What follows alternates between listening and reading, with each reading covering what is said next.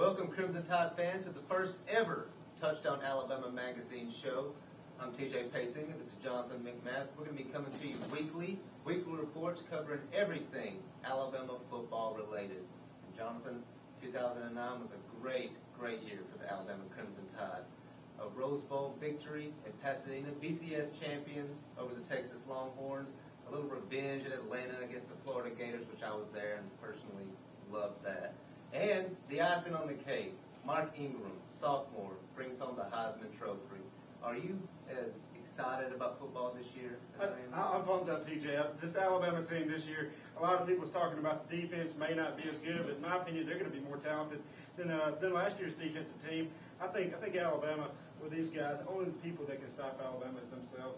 Really, the sky is the limit. The 13th national championship last year.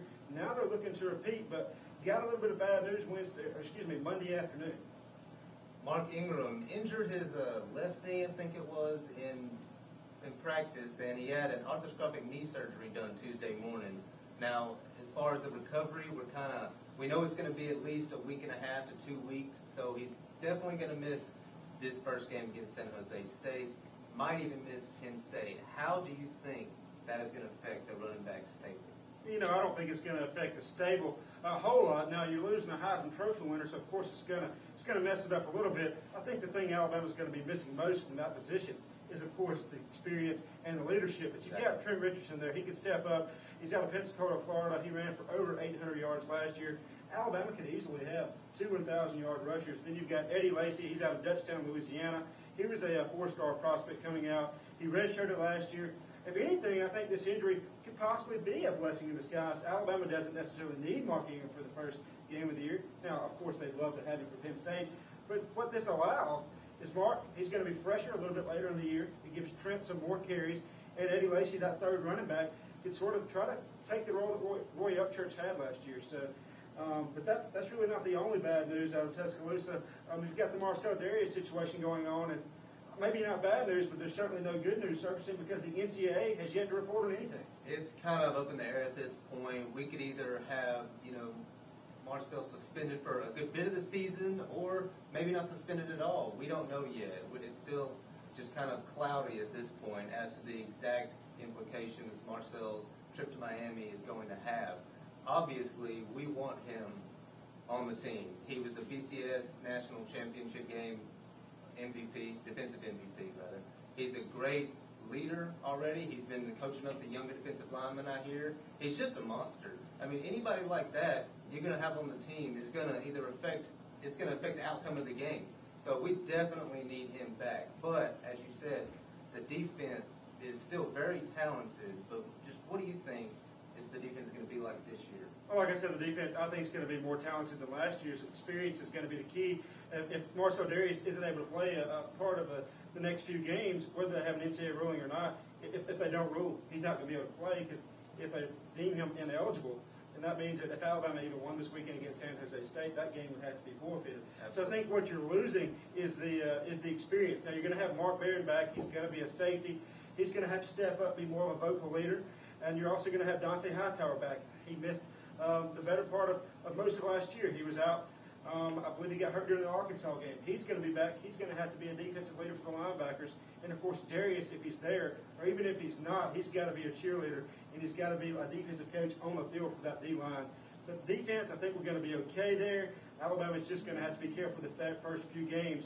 And when they get to that Arkansas matchup, which we'll talk about later on, the defense has really got to be ready to go when they face Mallet and that passing attack at Bobby Petrino's. Yeah, he's going to need to be back. We're going to need a pass rusher for that Arkansas game. We'll talk about that at a later date, like he said. And speaking of offense and passing attack, I kind of want to talk about Alabama's offense this year. We mentioned the great stable of running backs they have. Mark Ingram, obviously, he's going to be out for a little bit, but once he comes back, he'll be 100%.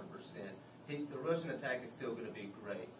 Talk about Greg McElroy, Julio Jones, the wide receivers. What do you think they're going to accomplish this year?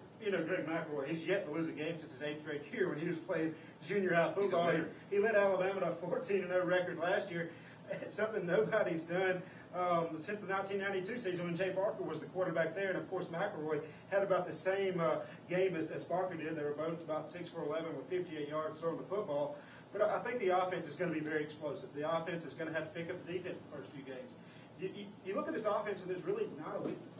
We've got DJ Fluker there. He's a five-star offensive tackle stepping in this year, redshirt freshman. He's going to be at the, I believe, the right guard position. He's going to have to step up.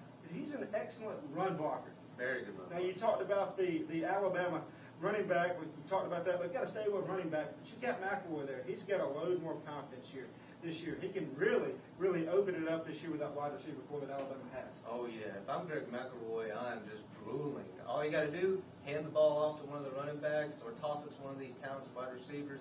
The offense is going to score tons and tons of points. And like you said, that offensive line is just huge, just nasty. Now, something I want to bring up, I think we're mistaking ourselves here if we're going to come out and see Alabama with 4 and 5 wide receiver sets. Alabama's still going to stick to their bread and butter, which is running the football to set up the play-action pass. That's when you have Preston Dial, Michael Williams, and the gang at tight end. They have to play a crucial role in that what we'll call tight end H-back position where they go out for passes and they block for protection as well. So, yeah, Alabama has the option now to spread the field, which will set up the running game, which will therefore keep the defense guessing all game long. So I think offense we're loaded, defense is talented, they just need some experience. TJ, I want your opinion on the special teams, because if there is a weakness that could cost Alabama a game besides that defensive secondary that we talked about, it's got to be the kicking game. Well, I think the kicking game, quite frankly, I'm pretty nervous. I was talking to you before the show. Lee Tiffin was very, very clutch. Yes, he had the Arkansas debacle in 2006, but every year since then he steadily improved and kept making big kicks. The LSU game last year, won the game 24-15. It was a 6-point game with a few minutes left in that fourth quarter. Lee Tiffin kicks a 43-yarder to put Alabama ahead by 9, pretty much clinched the game.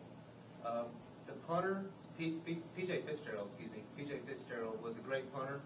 He wasn't always as consistent as you'd like, but still, you got true freshman Jay Williams coming in and Cade Foster as the 2 freshman kickers. It's going to be pretty rough in the special teams early on. Now, I don't want to scare you guys away from your armchairs here, but you talked about Lee Tiffin, the debacle at Arkansas. Well, the thing about it is that, you know, you've got in the punting position, you got Jay Williams and you've got Corey Mandel. Somebody's going to be punting the football there. Both of them have looked pretty good in practice, according to Saban. But when you think about the kicking debacle, you've got another true freshman, as you talked about, Cade Foster. Now, the thing that we're hearing on campus is from about 40 yards and out, he's got the leg, but not necessarily the accuracy. And then from about 40 yards in, you've got another true freshman. You've got Jeremy Shelley, who he could take the duties from anything from, you know, extra points to the 30 to 35 yards out. And then you've got Cade Foster coming in. So I think that's just one of those things we're going to have to keep our eye on. Like you, I'm nervous as well. But I think getting back to this week's games plan, we've talked a lot about Alabama. This is going to be a good week for the coaching staff to test out those guys in real life situations as they take on the Spartans of San Jose State. Yes, San Jose State, we haven't really mentioned them yet, have we? They have a quarterback coming in who started every game for them last year during their 2-10 campaign. His name is Jordan Lasegla. I think that's how you say it. Lasegla. See, we don't even know because it's San Jose State. You know, we don't feel like that we should worry about them too much, but they still have some good players. Yeah, they do. You know, San Jose State 2-10 last year, 1-7 in the WAC. They have a new coach, Mike McIntyre, coming in. He's got his arms fully, absolutely. Picked up a disastrous of a team in San Jose State. They're picked last this year in the WAC. They finished next to last year in the WAC. But they do have a pretty good running back. He's actually from Tuscaloosa.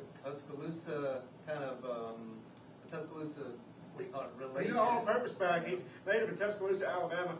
Brandon Rutley, keep your eye on him. He led the nation in 2008 in kickoff returns with a 26.7 average return on kickoff. So he's a threat there. He's a home run threat for San Jose State. Talk a little bit about their defense. Last year they were 119 out of 120 teams in the NCAA in rushing defense. So if you don't think you've got Lacey, Demetrius Goods, Trent Richardson, Slavic Lambs running overboard right now. You think they'll improve it in the next 4 days? No chance in the world. I don't think so. That's the game this weekend. But there's a game Thursday night that we're kind of excited about. It's the first college football game of the year, which I love watching. It's kind of a tradition. I watch it every year. I think every college football fan does. That's South Carolina and Southern Miss. And here on the predictions segment of the Touchdown Alabama Magazine show. Jonathan, what are your thoughts on that game? Yeah, I'll tell you, the Southern Miss South Carolina game, one of the key points I want to point out here is that Wesley Saunders, the tight end for South Carolina, is going to be out for this game according to Steve Spurrier.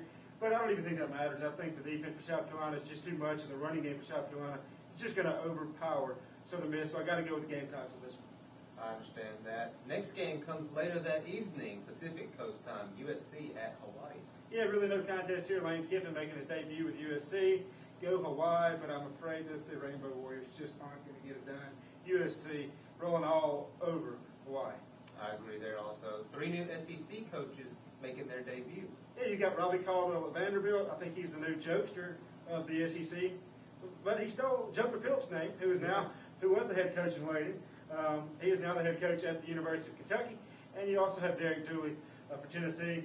I think the toughest matchup is going to be Kentucky-Louisville. Got to probably go with Kentucky on that game. Just going to be a little bit too much. And Tennessee, of course, over Tennessee Tech. And then you've got Vanderbilt playing Northwestern. And I'm sorry, Vanderbilt, but Northwestern's just got your number in the battle of the SAT schools. That wasn't an SEC bias on the Kentucky-Louisville game, was Not it? at all. Not at all. I didn't think so. Next game, Saturday night, Chick-fil-A kickoff game. LSU taking on the Tar Heels of North Carolina. Yeah, College game day is going to be there. I think LSU's just going to be too much for North Carolina. Too many things are up in the air. Marvin Austin, of course, the main player under investigation by the NCAA. But there's too many players underneath investigation. Too many things on the minds of North Carolina football coaches and players. Besides LSU, I think LSU's gonna win that game by 2 touchdowns. Ooh, that's pretty bold. I, on the other hand, respectfully disagree. I think North Carolina gets it done. Close game, mind you, very close game. But I think that defense in North Carolina kind of suffocates Jordan Jefferson, forces him into some mistakes, and they walk away with the win. Now, very, very big game. Labor Day night, September the 6th. Boise State, ranked number 3, against the Virginia Tech Hokies in Maryland. Boise State, everybody's been talking about they're not playing anybody. They're not playing anybody. But this year, starting off against Virginia Tech, I still think the defense for Virginia Tech is going to be too much. Tyrod Taylor, is a mobile quarterback. I think it's going to be a really, really close game. Kellen Moore's going to keep Boise State close. They've got a better defense than people give them credit for. But I still got to go with Virginia Tech. And I think Beamer Ball with the special teams is going to make the difference for Virginia Tech. They're going to win it, but it's going to be by less than a touchdown. I agree. Close game. Beamer Ball takes it in the end. Go Turkeys. And, of course, we'd be remiss if we didn't talk about Oregon State and TCU. That's going to be the primetime matchup, 6:45 ESPN. Your thoughts on that one? I think TCU actually comes away with somewhat of an upset, I guess you could say. They take on the Beavers in Arlington, Texas, and I say TCU wins that one. I got to agree. I think TCU's defense is going to be a bit too much. And now to our game, the biggest game, San Jose State and Alabama. Prediction, TJ? I think San Jose State's going to keep it close. No, I don't. Bama 55-3. 55-3. And I'm going to go with 45-6. Alabama wins the game. They get off to a 1-0 record before Penn State comes to town. There you have it. The first ever Touchdown Alabama magazine show. You can check us out on touchdownalabama.net weekly every Thursday. See you next Thursday.